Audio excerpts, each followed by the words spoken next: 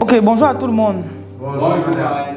Donc aujourd'hui, je voudrais qu'on commence par la formation suivante.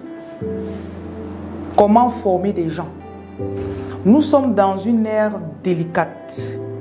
Tout se passe sur les réseaux sociaux. Tout se passe dans le téléphone. Et ici, il y a des personnes qui se font de l'argent quotidiennement. Il y a des personnes qui se font des millions de francs CFA, des milliards de francs CFA. Donc, pour moi, si quelqu'un veut prospérer dans le futur, peu importe ton domaine d'activité, tu dois savoir transmettre ton savoir.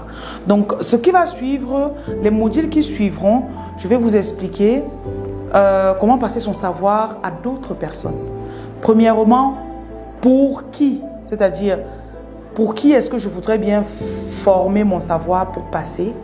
Pourquoi je voudrais passer mon savoir? Pourquoi ne pas mourir avec? Et qu'est-ce que j'attends? Si je me mets pour former quelqu'un, qu'est-ce que j'attends de cette formation? On va aussi travailler sur la préparation. Comment voir la fin? Donc, je me prépare parce que j'ai vu ce que je veux à la fin. Donc, on parlera de visualisation. On verra les imprévus. On va aussi anticiper les problèmes que nos élèves peuvent avoir. Je rappelle qu'un élève, c'est quelqu'un qui vient à nos côtés pour écouter ce savoir que nous avons de plus que lui. Ok?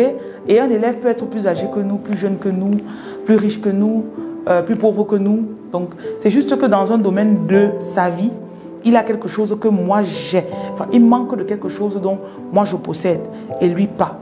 Aussi simple que ça. Donc ne me dites pas, oh, je n'ai pas de doctorat. Comment est-ce que je peux enseigner à quelqu'un? Je n'ai pas. Donc on verra ça. On verra aussi les méthodes de diffusion. Parce que beaucoup de personnes échouent au niveau où ces personnes ne savent pas comment transmettre. Et une fois que ça a été transmis, ils ne savent pas comment donner ça aux gens. Qui va même m'écouter? Donc ça, c'est très important.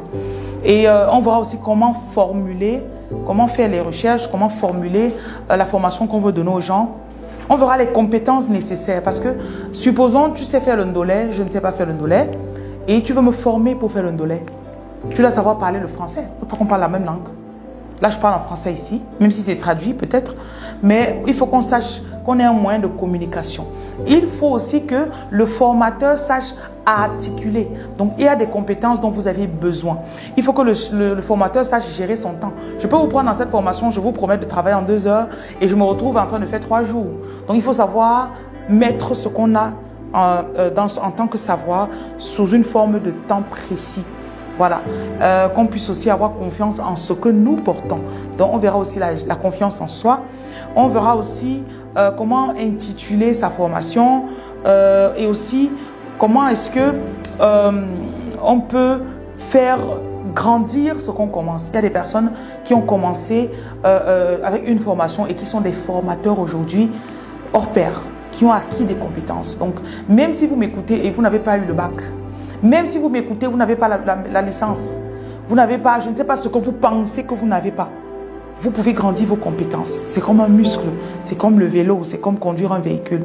Voilà, donc je vous demande d'attacher vos ceintures et je pense que cette formation va vous aider à vous faire plus d'argent, apporter plus de valeur à votre entreprise, peu importe l'endroit où vous vous trouvez actuellement et surtout à pouvoir mieux voir votre futur.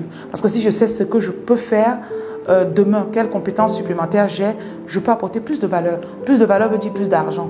Aussi simple que ça. Donc je vous retrouve de l'autre côté de la formation. Merci et au revoir.